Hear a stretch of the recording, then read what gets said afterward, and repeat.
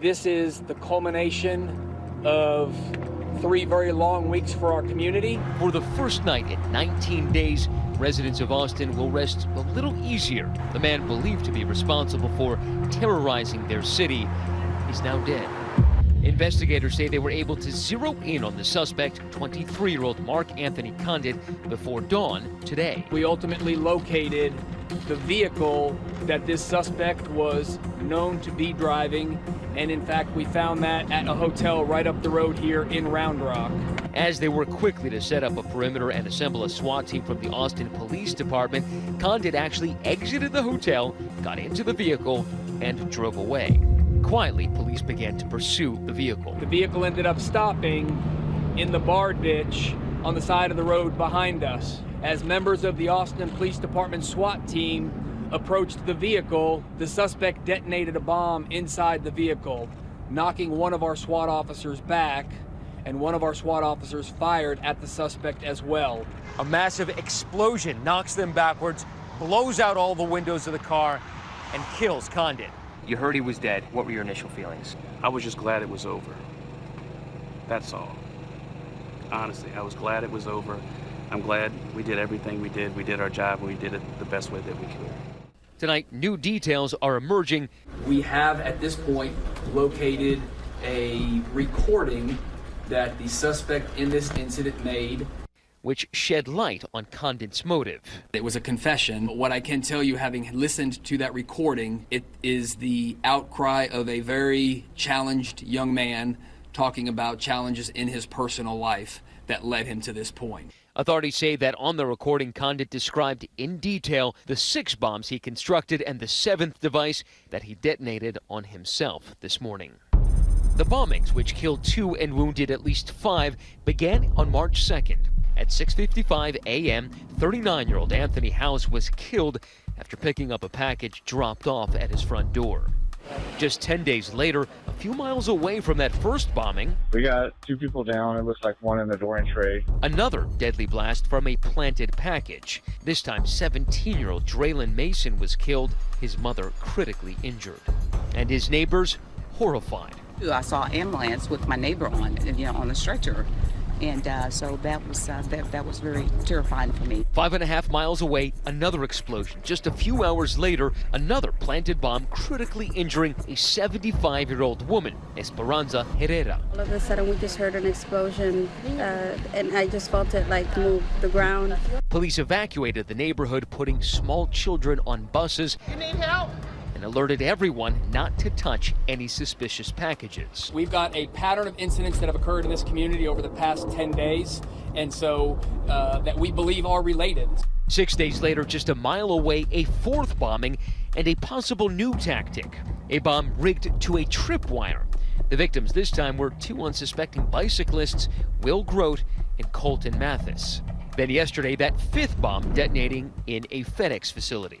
5 bombs exploded, but the 6th, an unexploded device recovered from FedEx, turned into a key piece of evidence. Police zeroing in on Condit after catching him on surveillance video trying to mail a package from a shipping center in Southwest Austin. Seen here, they say, in an apparent disguise, wearing gloves, investigators then matched these images to his receipts from FedEx, where police say he used the pseudonym Kelly Kilmore. They also found his receipts for the nails, which they say he bought at a Home Depot, and the batteries he used in those devices, which according to KTRK, he bought online. Like any bombing investigation, we try to identify all the components, and then we break that down to where those components are sold and who would have bought those, and if they bought multiple components. All this led to that pre-dawn encounter with police. Following that, investigators then moved on to Condit's home in Pflugerville, searching for a possible motive and any other active threats. When you go into a bomb maker's location, it gives you a real flavor of how good they really are. What equipment did he have? Was he getting better at this? Because you really want to sort of get inside his bomb-making head at this point. Meanwhile, Pflugerville's police and Texas Highway Patrol going door to door, advising residents to evacuate their homes and businesses immediately. I will ask the Pflugerville residents to go to their library or their recreation center, which is open, till 9 o'clock tonight if you don't have another place to go to. Authorities ultimately do find bomb-making materials inside his house. There is componentry in there that makes us believe, have a high degree of certainty, that it is the same components that we have found in all the other devices. Condit's family releasing a statement saying, "We are devastated and broken at the news that our family member could be involved in such an awful way. We had no idea of the darkness that Mark must have been in.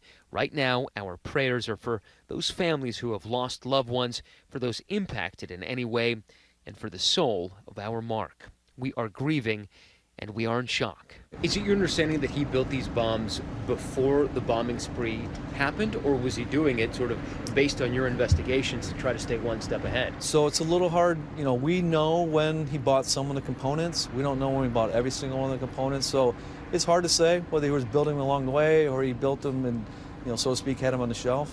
Investigators say that despite the difference in how the bombs were made, each one provided detailed clues. So to the public, they may have looked different, but when the ATF bomb technicians were able to put those devices back together, the components that were used were very similar. So you actually had ATF technicians piece together physically these bombs after they exploded? Yes, after the second one, we knew exactly what the first two looked like. In 3, 2, 1. Last year, my colleague Pierre Thomas got a rare look at how FBI bomb technicians train police and federal agents on what to look for after a bombing. In this training exercise, authorities set off a series of car bombs. The investigative premise is that if you hunt for the blown-apart pieces at the bomb detonation epicenter, you can essentially find the bomb and piece it back together. Look there. Wires, electrical components, a cell phone. Inside the vehicle, there may be fingerprints or DNA to be collected. Even the screws used as shrapnel may lead to a store where there might be a surveillance camera. That calling card evident in the Austin case. One of the things that was consistent in these devices is that there was nails and screws in each one of them. And tonight, questions still swirling about that 23-year-old bomb maker. How a troubled man could turn so violent. For Nightline, I'm Matt Gutman in Austin, Texas.